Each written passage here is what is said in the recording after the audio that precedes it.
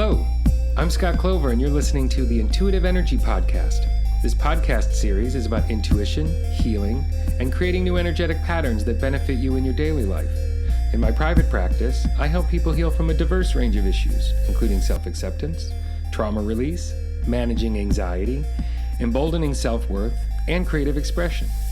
In this episode, I speak with Andrea from Legacy Creative about what it's like to work with an energy healer for personal and professional reasons, the importance of creativity in regards to intuition and healing, plus connecting with your inner child and subconscious to help align with your intuition and set boundaries that serve you and others. Enjoy. Hey, welcome to the Intuitive Energy Podcast with Scott Clover. My name is Andrea Reindl, and today we thought we would switch something up, and instead of Scott interviewing a guest or Scott sharing his wisdom with you through a monologue, one of his clients, would interview him about what it's like to work with Scott. I am a founder of a branding and marketing agency called Legacy Creative. I've been working with Scott for the last 4 or 5 years. And now we actually meet once a week and work together because it's been that valuable for me, for my business, for my personal growth. And I know very often Scott's clients always like confidentiality. So he doesn't get to talk about his work very much. And in a session not long ago, I said to him, man, Scott, if people could just watch our sessions, I think we could help them. So that's what we're going to do today. I'm going to interview Scott, and then we're going to talk about my sessions and anything that usually he doesn't get to share, because obviously his work is confidential because it's personal. So Scott, welcome to your own podcast. I'm excited to interview you today. Oh, that's wonderful. I like the topsy-turvy nature of this. Yeah. So how do you remember us meeting? Let's just go back a little bit and give people an idea of our story. I remember us meeting you at your wedding. I didn't know you at your wedding, but from then on, that was years ago. Yeah, you were someone's date at my wedding. Yeah. And that's how we met. So. Exactly.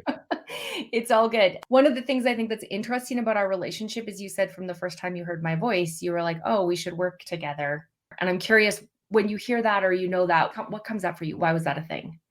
So first of all, that was a long time ago, and I probably wouldn't do that now because of the boundaries that I've created, because you and I have known each other a long time now, almost a decade. But it was just, there's something about the resonance of your voice, and there's something about what you bring to the world and how you want to put concepts out in the world that I felt like we could do some collaboration, and that could be more fluid.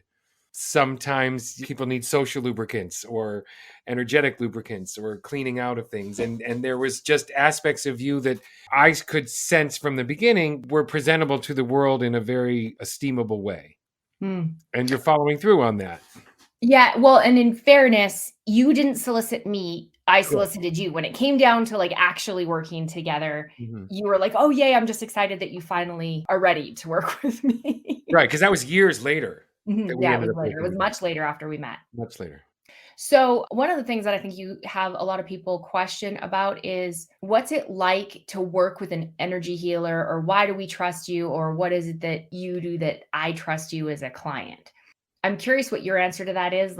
Why do you think people hire you? And then I'll tell you what it was that I was really drawn to. Sure. Well, my clients, it's not a therapy model. It's not talk therapy by any means, because most of the time I'm not interested in the story. The story that the client is telling me, it doesn't really resemble the originating story of where the trauma or the compacted or the kink in their energetic hose took place. So a lot of times my work isn't all doldrumy. It's not all trauma release. A lot of it is expansive, creative energy expanding. But how does it expand? Well, it's retained in certain ways because of what happens to us as children. And my skill set is sort of leaned towards seeing those patterns. And those patterns allow me to understand where your pattern as an adult came from in a way that you can't see it. Well, that is so true. So my experience working with you is that when I first started working with you, it was about cleaning up some energy of some things that were going on in my life.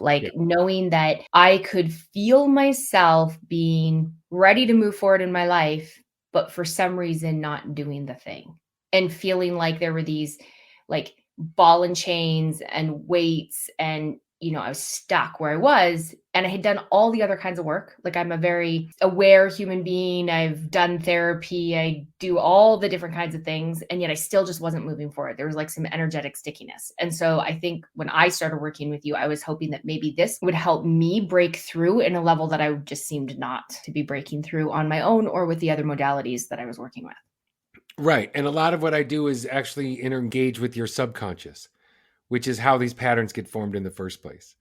For some people, it's preverbal, which means you gestate with this pattern already there.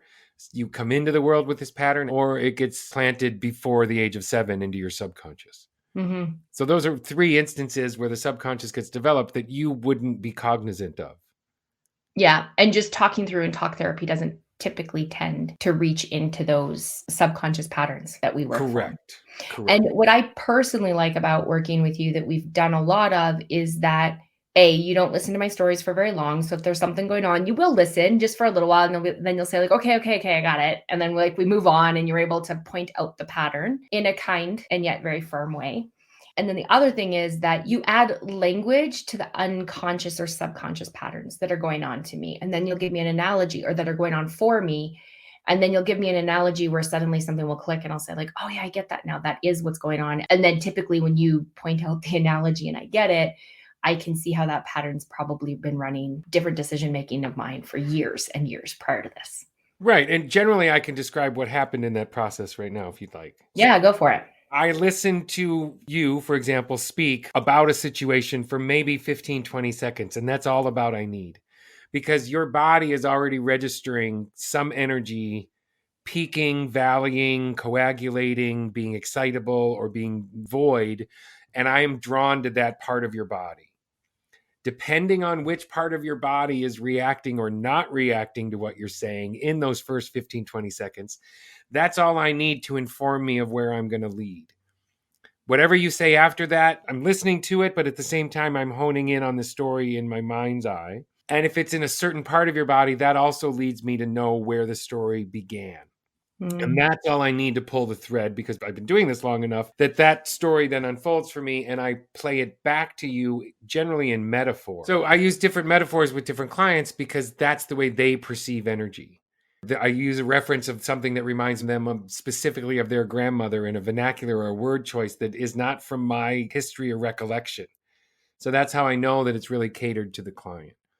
So once that happens, I'm drawn to the story in the part of the body. The story gets unfolded through the metaphor. These metaphors are your metaphors. They're not mine. I'm catering it to your soul, your connection to source energy, your Akashic records, whatever you want to call it. I'm not dogmatic. I wasn't raised with religion. So very rarely will I bring in some dogmatic principle about what's happening, unless you were raised with religion. And then I will bring it up to try and counteract it or neutralize that mindset or paradigm, because that's a first chakra belief system that's technically not yours. You were indoctrinated into that belief system. Whether you decide to adopt it later in life is on your sole purpose.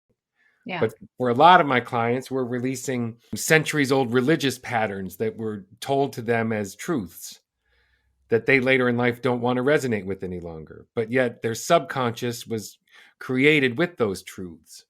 So people can get lost in that labyrinth, and it becomes a labyrinth of judgment.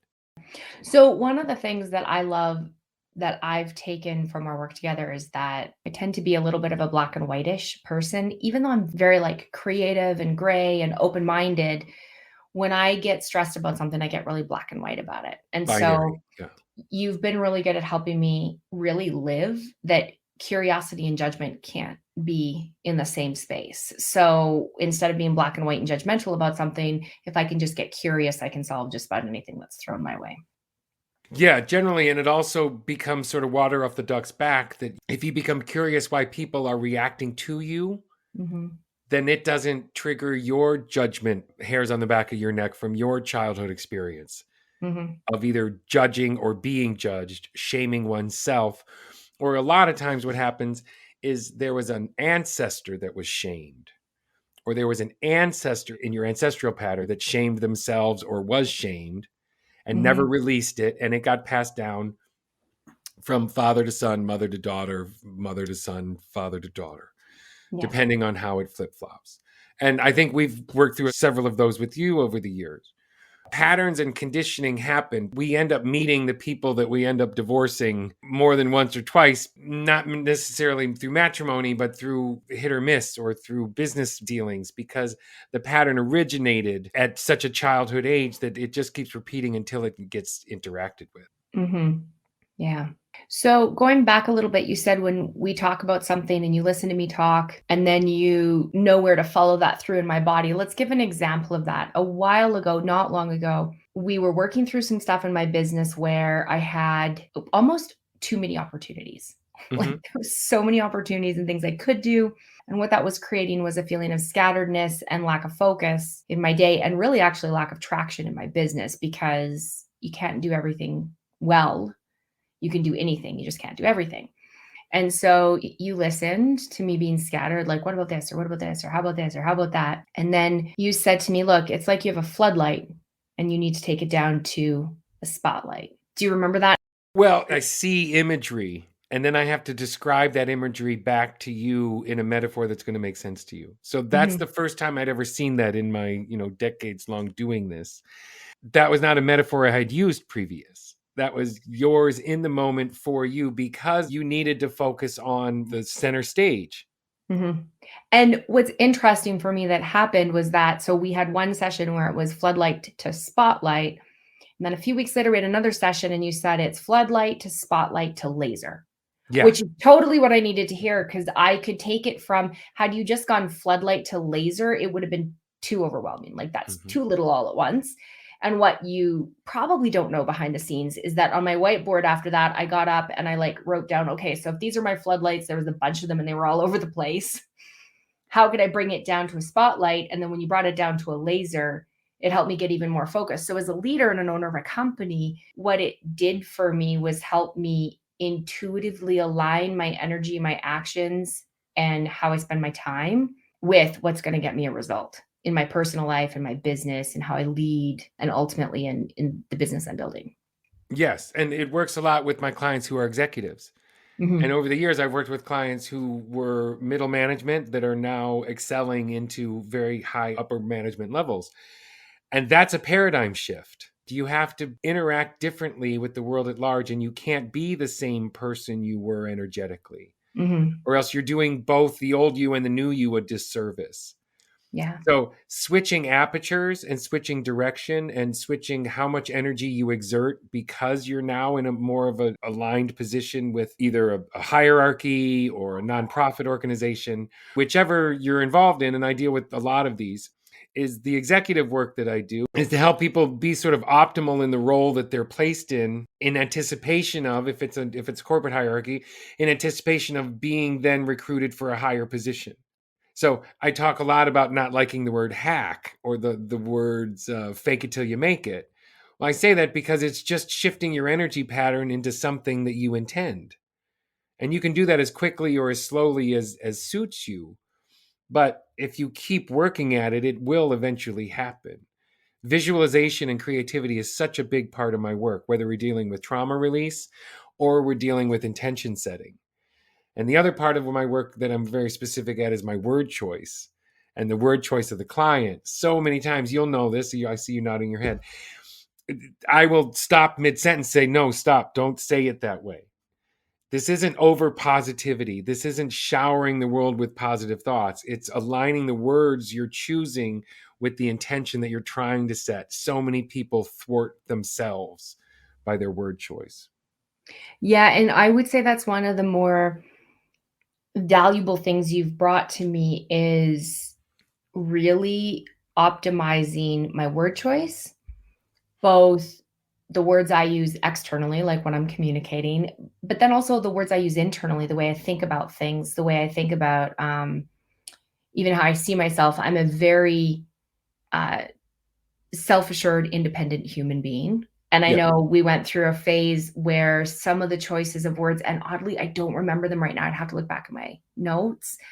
Some of the choices of words I was using, though, were almost like toxic independent for me. Like they were keeping people out of supporting me because I was so, my independent words were like too badass and harsh. I don't know if I'm allowed to swear. We didn't talk about that Oh, before. yeah. Please swear. But some of the words I was using were like overly independent, which isn't healthy either. And so you helped me optimize my language. And now I cannot remember exactly how it was, but you did help me optimize my language so that my independence was still seen as a strength without it being off putting, so Yeah. to speak. Yeah. Well, swearing authentically is wonderful. Swearing as an exclamation point is extraneous and hyperbolic, right? That I used to be in my personal life was very hyperbolic in my speech and my storytelling because that's how I grew up. That was how you made your points. And then when I started doing this work, I realized, wow, that's incongruent with what the client needs to hear, with what I'm trying to convey. And so that hyperbole and extraneous words really get reduced, and I try to refine my words as specifically as possible in the healing milieu, because the subconscious is reconditioned at the same level it was conditioned. So you're not going to speak graduate level SAT words to a 66-year-old psyche. Pan is hot, not the caloric level of that alloy has increased to make you uncomfortable. No, the pan is freaking hot. That's it. Yeah. So the subconscious receives things so much simpler if they're simple. Yeah. Yeah. Yeah. And I think being in the client position, working with you, what I like about our sessions is, and remember, I'm a like kind of A-type personality that likes to get to the point. I don't really want to, sit and talk about my trauma all that much. Is that when you do simplify things, I find the week following our sessions, it's really easy for me to implement because it's not piling on one more thing that I have to remember, or one more, like, I try to be something I'm not. It seems like I understand it at a soul, like at a cellular level, and then I'm just different after. Well, yeah, I try to alleviate the challenge so it's metabolizable. Yeah, it's If a good this word for it, if this in, metabolizable. if this intuitive energy that I'm picking up is bigger than you're able to metabolize, it's not going to do either one of us any good. Mhm. So part of my job is to downshift it into a reality that makes sense to your subconscious. Mhm. And one thing that I've found working with you that has been a huge shift in me is that I used to have this way, and actually I don't even have it in my language anymore because you pointed it out to me. I used to say my way of being as Mhm. though like I was always trying to be that way. Like everything was effort for me just to be who I am. Correct. And a long time ago, we shifted that language to just like drop that out. Like it's not your way of being, it's who you are. So just be that, let it be easier. Which that brings me to, let's talk about how you help people open up their intuition or come out intuitive. Um, I think I'm a highly intuitive person, as are you. I know now that I've been highly intuitive from the time I was born, and you've helped me tap into that intuition and be able to access it. So talk about that a little bit when you work with your clients that way. Sure. Well, I work on with that with my clients on one-on-one, and I also teach classes. And the classes are called the Coming Out Intuitive Workshop Series. And coming out intuitive to me is feeling self-accepted.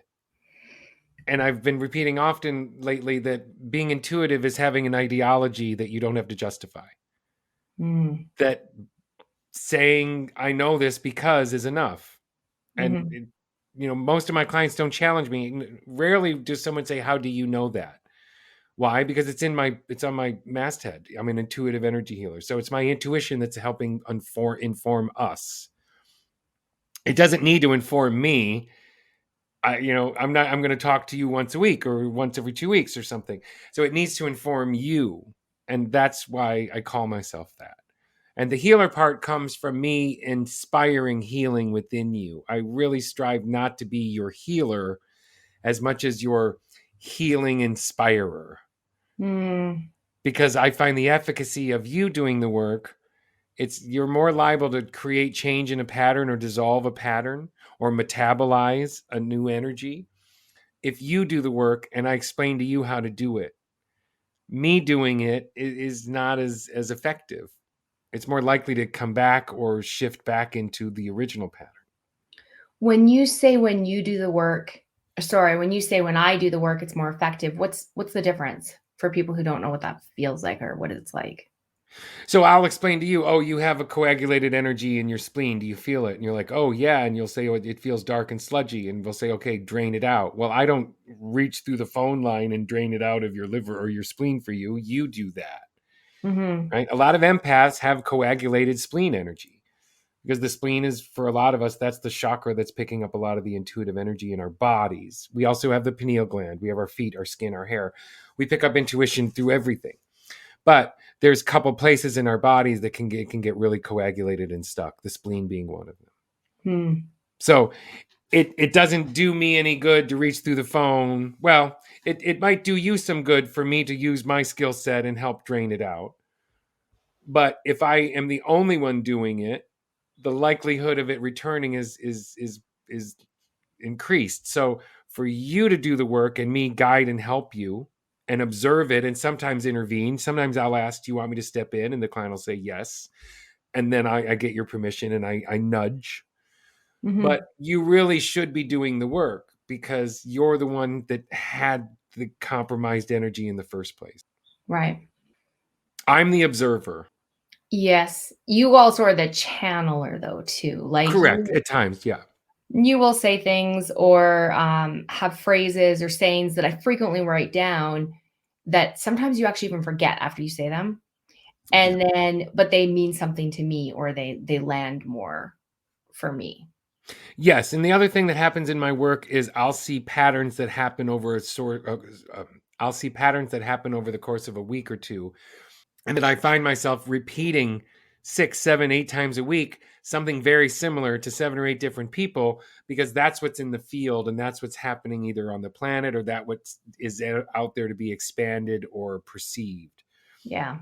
Yeah, that's And really so, common that we have that conversation where you'll yeah, say, because we're usually at the end of the week and you'll say, wow, I've already dealt with this like 3 times this week. yeah, And I'll also have an example of it popping up somewhere else in my work too, right? Like sort of the same pattern of, like, for example, not setting boundaries very well, right? Like it'll be like, oh, I'm having a problem setting boundaries. You'll say, yeah, I have all these other clients having a problem setting boundaries. And I'll be dealing with my clients knowing they're having problems setting boundaries. right. Well, I would say that's an over easy example in that most of my clients are empaths and most empaths are traditionally trained not to create boundaries because then the people that take advantage of them it's harder for them to be taken advantage of. So generally that's a blanket statement. We could get it a little more specific and say like 2 weeks ago, it was be me. I said a lot of this. I said, be me. Yeah. Just be yourself, or as Oscar Wilde says, be yourself. Everyone else is taken. So be me was really big a couple weeks ago. That's waning a little bit. Now it's more burden. Where's your burden? Why are you burdened? Did you choose your burden? Are you allowing your burden? And do you give yourself permission to release your burden? Because the burden was imposed by a belief system from a society that you're no longer involved in because you moved away from that community 35 years ago. Yeah. That would be an example. Yeah. Yeah. That's good examples. Maybe we should do a podcast every 2 weeks with what the theme of the 2 weeks is, because it tends to sort of run in a way. Yeah, they do blend together, but no, it's very palpable. For that week or two, it is a pattern that many people that I see are contending with. Now, it's obviously through their own lens and filtered through their own situation, and my word choices through their own situation. But the themes are very present and very strong. And undeniable how repetitive it becomes. Yeah. Yeah, and what I like on the side of when we tap into one of those themes for me, whether it's one that you're tapping into with other people or it's just for me, is that typically I don't really deal with it more than once. Like we work on it, we get clear, and then that's sort of it with that round of that pattern that's been holding me back for whatever reason. There might be a new associated pattern pop up, Sure. but typically it's a higher quality one, or it's not just like sitting and kind of dealing with the same thing over and over again. It's a pretty rapid evolution. Correct. I mean, the onion is always peelable. Our Yeah. psyches are always, achieving new heights.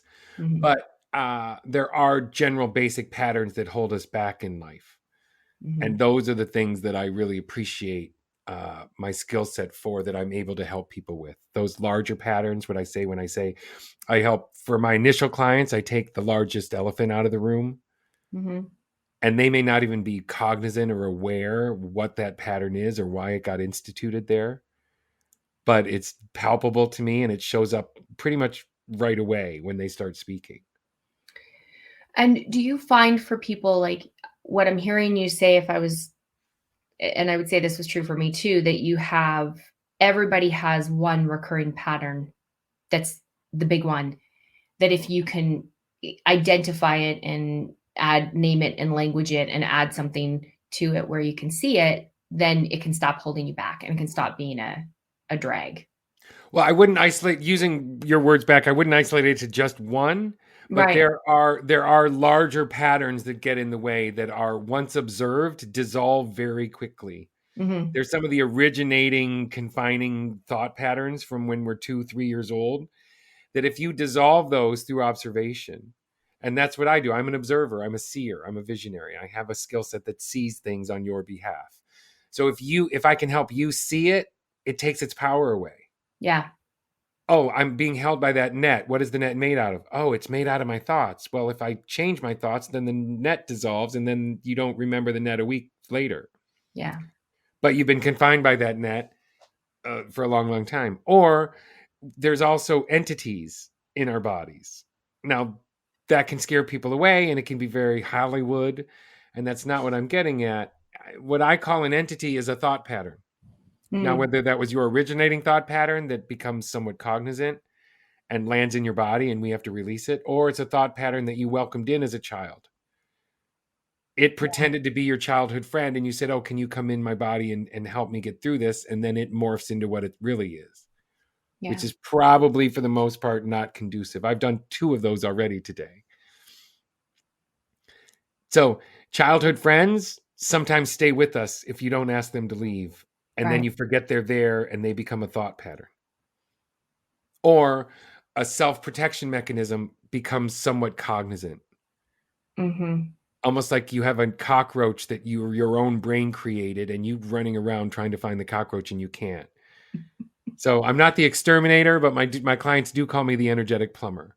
Yeah, yeah. Why do they call you the energetic plumber, and what does that mean to them? Well, generally it means at some point in the first couple sessions, we're going to drain energy out of their body and something is going to shift because that energy was taking up space. Yeah.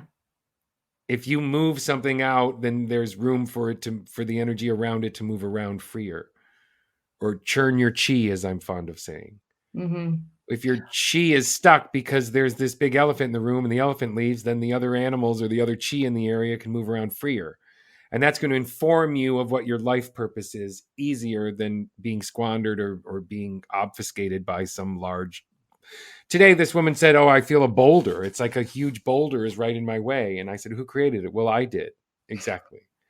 But if you Yeah. close your eyes and you envision it, I deal a lot with the childhood imagination because that's where these things get created. I Yeah. repeat these things often. I mean, you're going to hear this in this podcast again, but we're putting into a client context. I generally talk about this from a universal context. Mm-hmm. But since you and I work together and you're allowing me to speak of our work together, there are certain things and energy patterns that you need help with. It's very difficult to do them on your own. Even me, even my peers and colleagues, we rely on sometimes each other because patterns are obfuscated for a reason. Our subconscious hides them from us to protect us.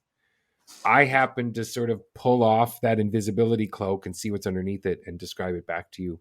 Hopefully in a way that you're comfortable enough to interact with, say, your inner child and watch them grow up. And, you and I've done this. I do this often. We find an aspect of your inner child and you envision it as the age in which the contraction happened. And that child will actually grow up in the course of our session together. Yeah. Yeah, they will.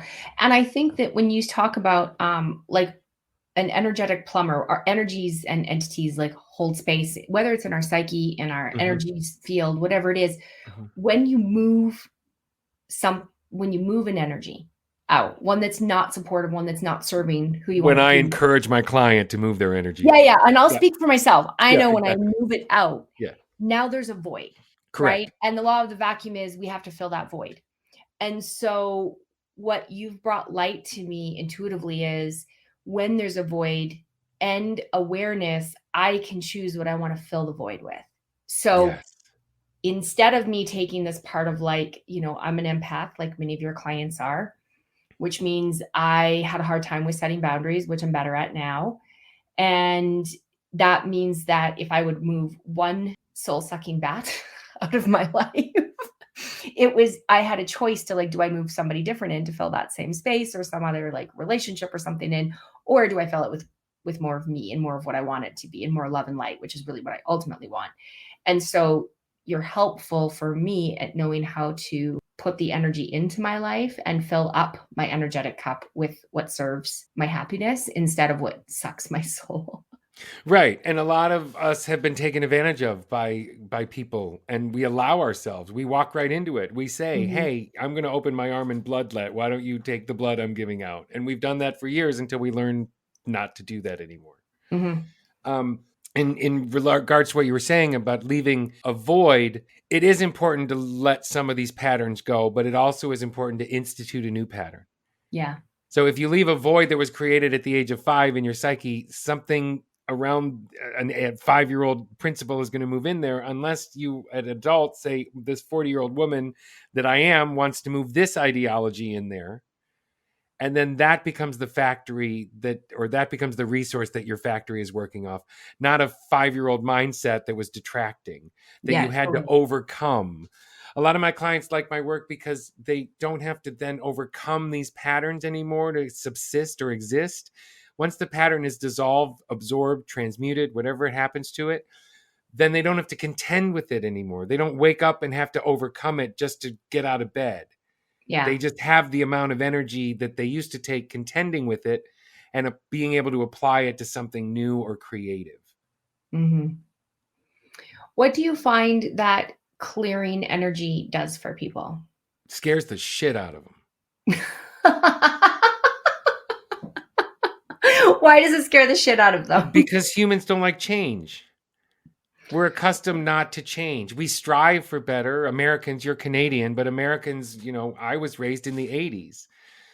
It was the me, fuck you generation. Yeah. And I'm not like that. I tried to buy into it. I tried to buy into it in the 80s, and it gave me a rash. And then I read American Psycho and I thought, wow, I never want to be a part of that. Mhm. And then I tried being in business. And, people in business screw each other over. Families in business screw each other over. And Mhm. they lie and are conceited and deceitful. And it became something that I just couldn't subsist with any longer. And it was, giving my soul a rash until Mhm. I found better people to associate with and found better use for my talents. Mhm. I was very good at business, and I'm very good at helping business people because I see the pattern of what took to make a business and the resources it takes in and out. It's just a pattern. Whether I Mhm. read an organizational chart, a manuscript, a family Mhm. geology pattern. To me, it's just explaining the pattern back and where it's confined or coagulated. But I took enough personal hits that I wanted to use my skill set to help me feel better about what I do and to help people feel better about who they are. And Mhm. most of my work boils down to, however long you stay with me, it boils down to finding authenticity. And I don't mean to sound like a self-help novel, but authenticity is knowing that you're speaking and you don't have to watch your words, you don't have to judge yourself or shame yourself in being yourself. Mhm. Yeah, and I think authenticity comes from through work with you and other work that Yeah. it comes from being really like self-acceptant, right? And knowing how to speak your truth in a way that for me, it's come from knowing how to speak my truth in a way that's kind and respectful to other people and yet still very assured in who I am and therefore what my value is in a situation or, what Well, would work for me. yeah, if you align with your intuition, you know what's truthful Mhm. and you speak it. And when you don't, you feel a little hinky, you feel a little edgy about it after time, to the point that you catch yourself, to the point that you just don't do it anymore. Mhm. But it takes time. It takes time to recondition ourselves out of these patterns that were around us, surrounding us growing up. Mhm.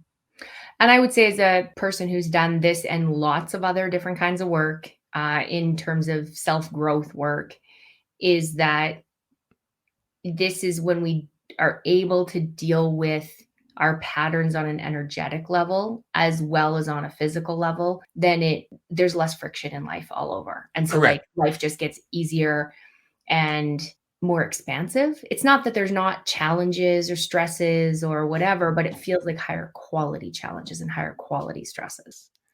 Yes, and that quality of life gets better because you're not impeding your own thoughts, or you're not having to Mhm. overcome your own thoughts because you sequestered or changed them on behalf of another person or thought pattern. Mhm. Meaning, I'm not going to self-present myself because it might offend those around me. Right. Like that would be swell. Yeah, So, stop editing and just be. It's like less of the mental gymnastics of how, and then just, be who you are in how you are in that moment. yeah, it's not how am I being perceived, it's how am I presenting myself. Mhm. Am I presenting myself authentically? Well, the authentic people are going to pick it up authentically. Right.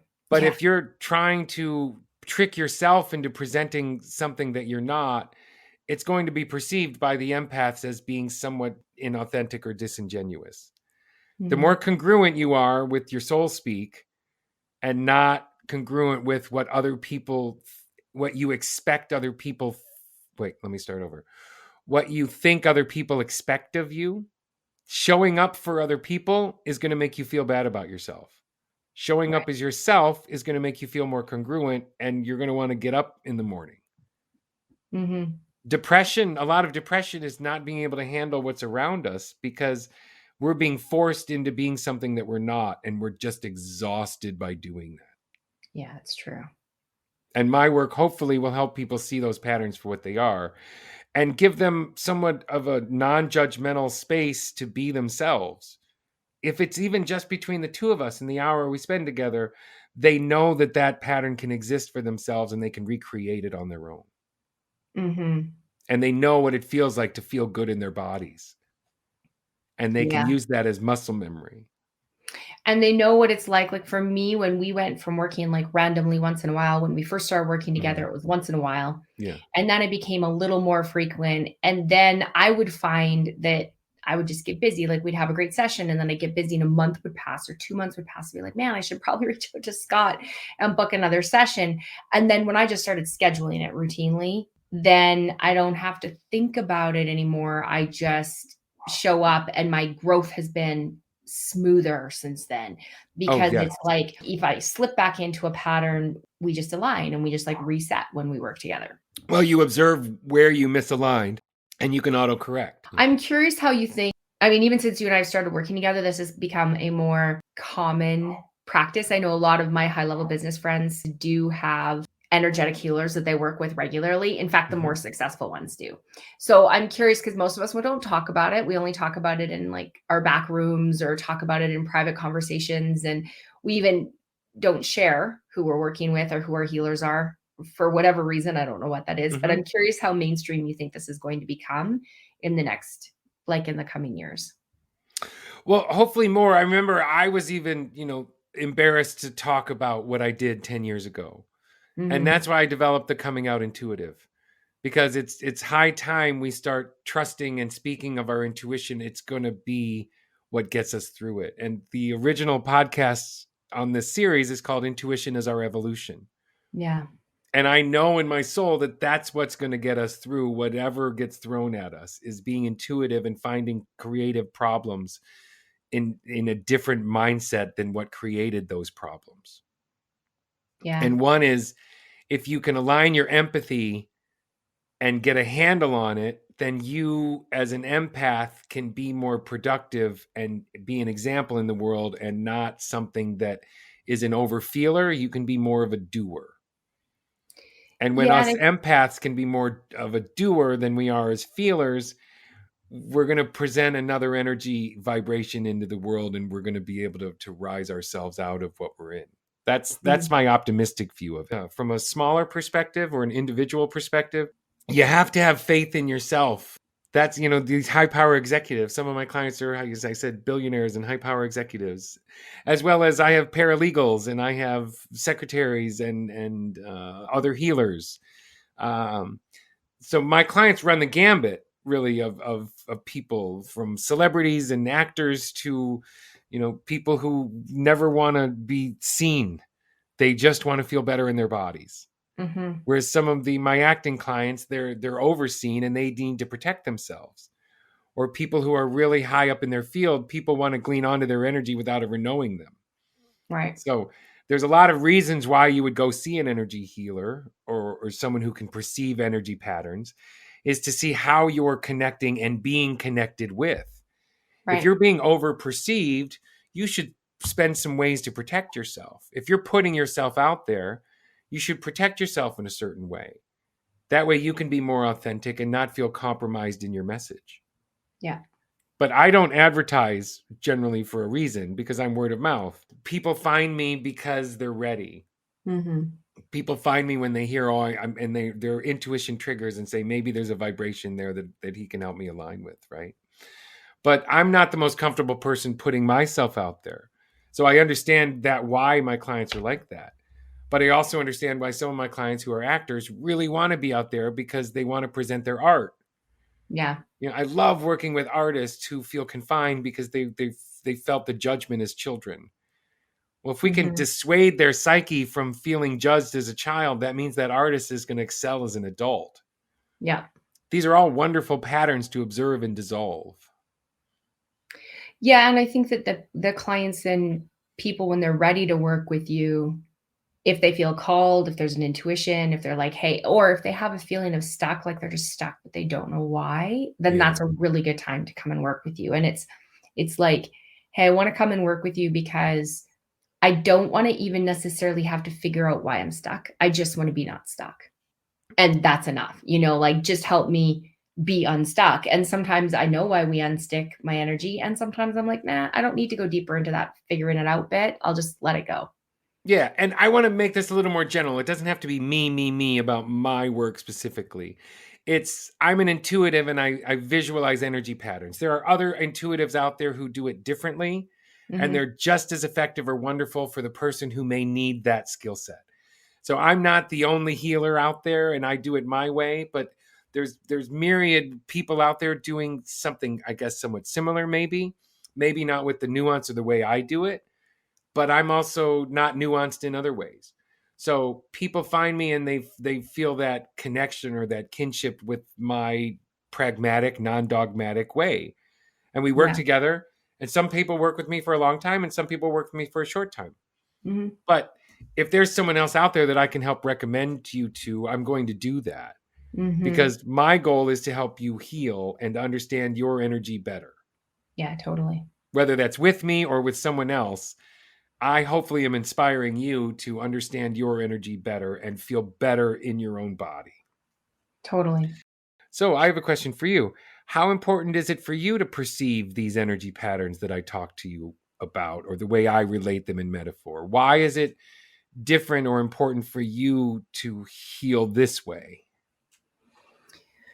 Well, I think that's a couple fold for me. Number one is it's made me more comfortable in my body in every way possible. So it's made me more self-assured. It's helped for me to be able to heal my own not healthy patterns from when I was a child, or things I brought before I ended up on this planet, or, that I've kind of absorbed while I've been here. Family members, Family exes, members, yeah, family members ancestors. or Yeah. patterns or things that I've done, like certainly I'm happy to share this. I've had a long-standing history with narcissistic personalities and me being a high empath and not setting great boundaries and ending up run ragged and taken advantage of in many ways.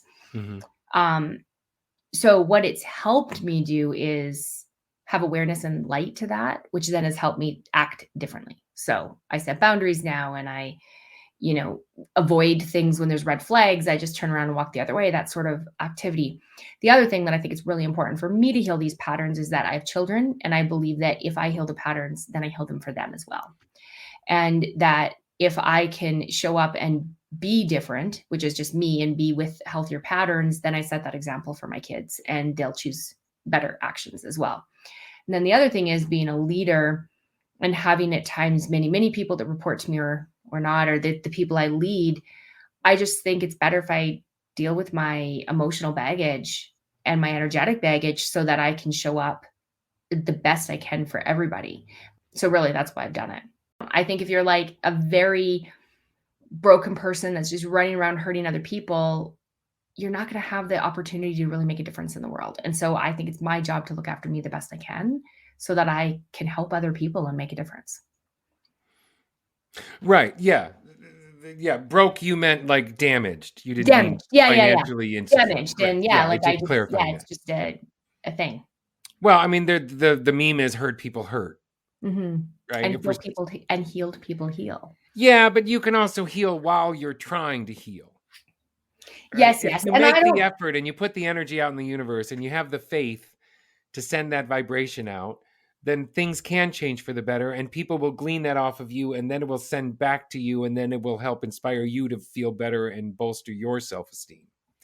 Which, yeah, yeah. and I don't think there's ever ultimately being healed. I just don't. I think we're just always evolving, we're always growing. There's, always the journey is not, there is no destination. There's just a journey. I guess that's my belief. And so Yeah, it's the climb, Miley it's always Cyrus. the It's climb. the It's always climb. the Yeah. quest.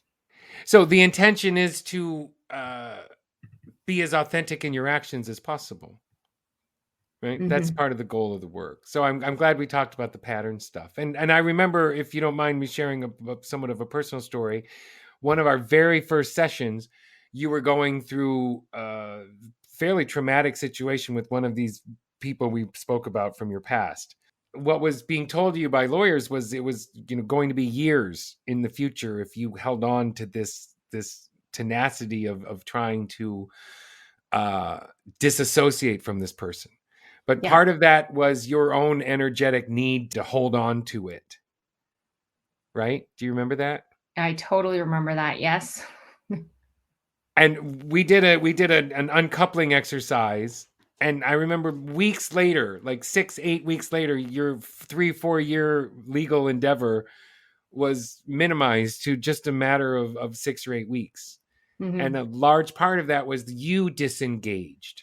You weren't taken advantage of either. But by you disengaging, it took the power away from that person, so they didn't have their energy in you, so they couldn't control the situation anymore. Yeah. So yeah, and what we did was a cord cutting exercise, so to speak. So no, we let's start actually over. went Don't in. call it that. No, okay. I can tell you. No, don't call it cord cutting because I don't cord cut. If you cut a cord, it stays, part of that nub stays inside of you. So Yeah. we extracted a cord.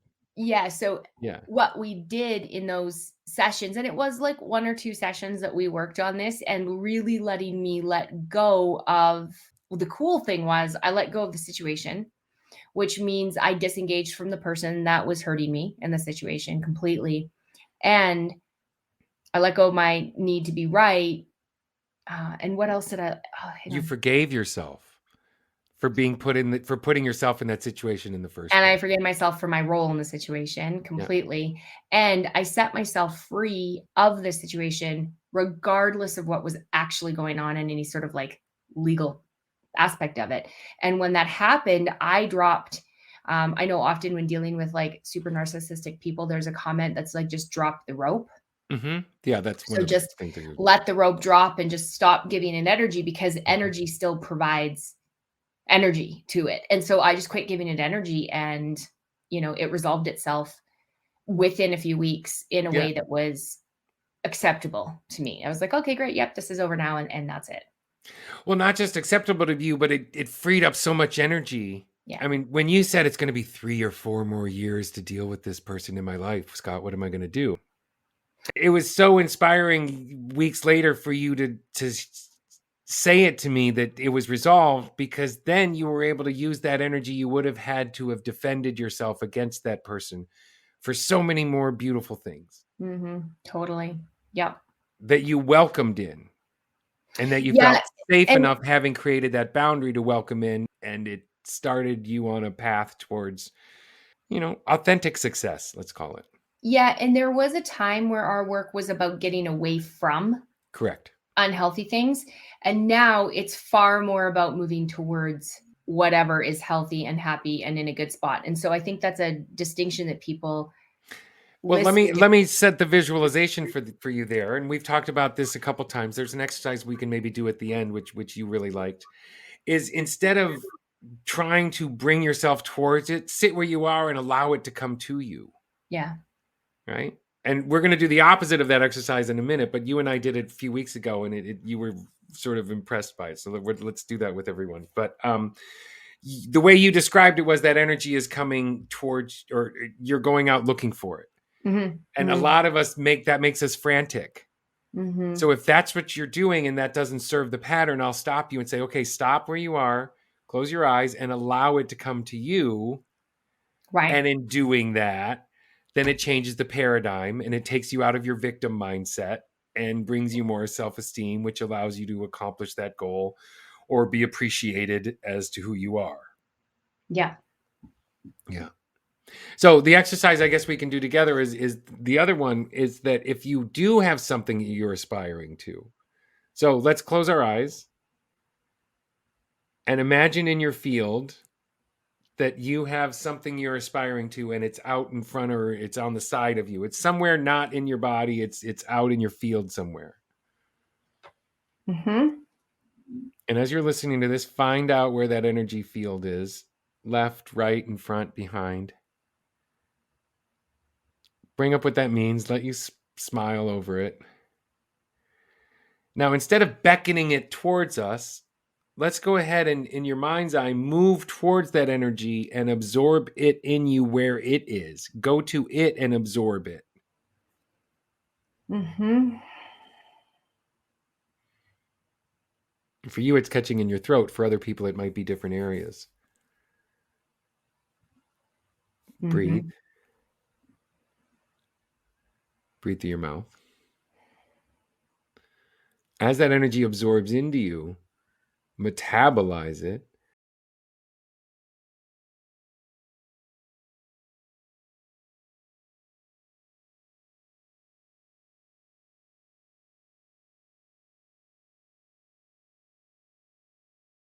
And when you're ready, go back to your original place with that energy now conjoined.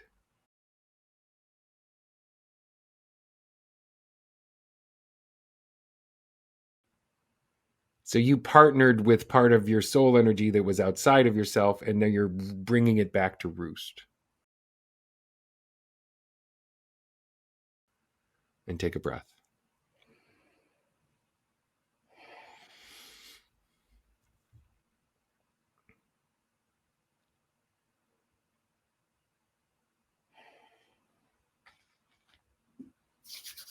Yeah. Now wiggle your tailbone like you have a tail, everybody.